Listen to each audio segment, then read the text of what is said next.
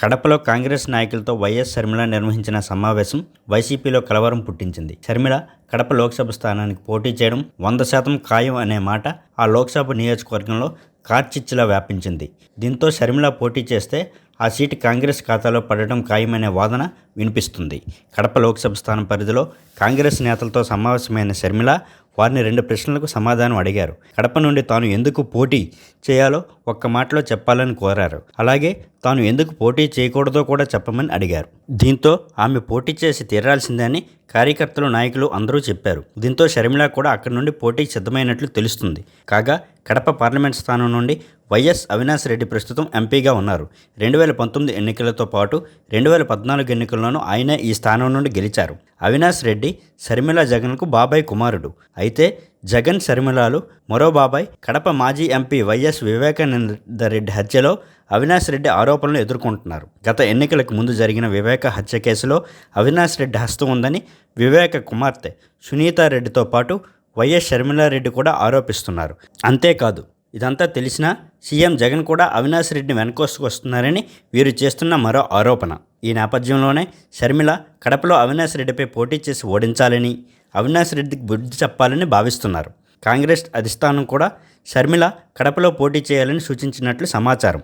మరోవైపు వైసీపీలో కూడా అవినాష్ రెడ్డికి టికెట్ ఇవ్వకపోతేనే బెటర్ అనే ఉద్దేశం ఉన్నప్పటికీ జగన్ మాత్రం తన సోదరుడికి టికెట్ ఇవ్వడానికి సిద్ధమయ్యారు. కడపలో షర్మిల పోటీ చేస్తే ఆమె విజయం సాధించగలరన్న అంచనాలు ఉన్నాయి.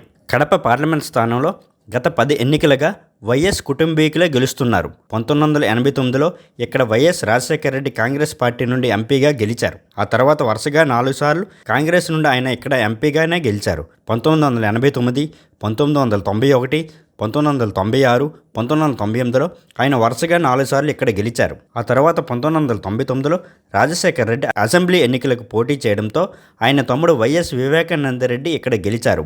అనంతరం 2004లో వైఎస్ వివేకానంద రెడ్డి గెలిచారు. అనంతరం 2009లో ఈ స్థానాన్ని ఆయన రాజశేఖర రెడ్డి కుమారుడు ప్రస్తుత సీఎం జగన్మోహన్ రెడ్డి కోసం విడిచిపెట్టారు. జగన్ 2009, 2011 ఎన్నికల్లో ఇక్కడి నుండి గెలిచారు. అనంతరం 2014లో జగన్ పులివెందుల అసెంబ్లీకి పోటీ చేయడంతో కడప లోక్సభ స్థానాన్ని వైఎస్ అవినాష్ రెడ్డికి కేటాయించారు. ఆయన 2014, 2019లో ఇక్కడి నుండి గెలిచారు. ఇలా గత 10 ఎన్నికల్లోనూ వైఎస్ కుటుంబీకులే ఇక్కడ గెలుస్తున్నారు. ఒక్క 1996లో రాజశేఖర రెడ్డి 5,000 స్వల్ప మెజారిటీతో బయటపడడం తప్ప మిగతా అన్నిసార్లు భారీ మెజారిటీతోనే గెలిచారు. 2011 ఉప ఎన్నికల్లో అయితే జగన్ ఏకంగా 5.5 లక్షల ఓట్ల మెజారిటీతో గెలిచారు.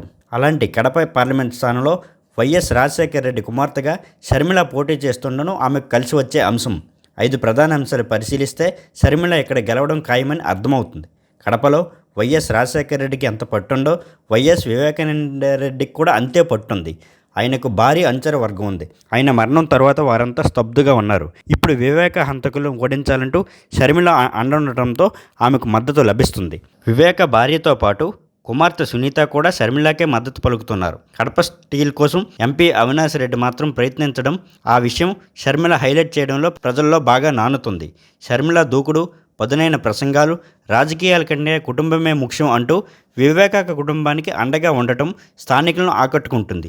ముఖ్యంగా మహిళలు ఆమెకు మద్దతుగా మాట్లాడుతున్నారు. జగన్ ఏకఛత్రాధిపత్యానికి సవాలు విసురుతూ షర్మిల తన ప్రసంగాలు, ప్రశ్నలతో ప్రజలను ఆకట్టుకుంటున్నారు. అంతేకాదు, కాంగ్రెస్ నాయకురాలు శ్రేణులు అంతా రెట్టించిన ఉత్సాహంతో పనిచేస్తున్నారు. వీటన్నింటికి మించి కడప పార్లమెంట్ను కాంగ్రెస్ పార్టీ చేజెక్కించుకోగలిగితే సీఎం వైఎస్ జగన్తో పాటు అవినాష్ రెడ్డి కూడా చెక్ పెట్టిన వారం అవుతామనే ఆలోచనలో షర్మిల ఉండటం, అందుకోసం విపరీతంగా కష్టపడటంతో పాటు ఆమె కష్టానికి ప్రతిఫలం దక్కుతుందని ప్రజలు అంటున్నారు.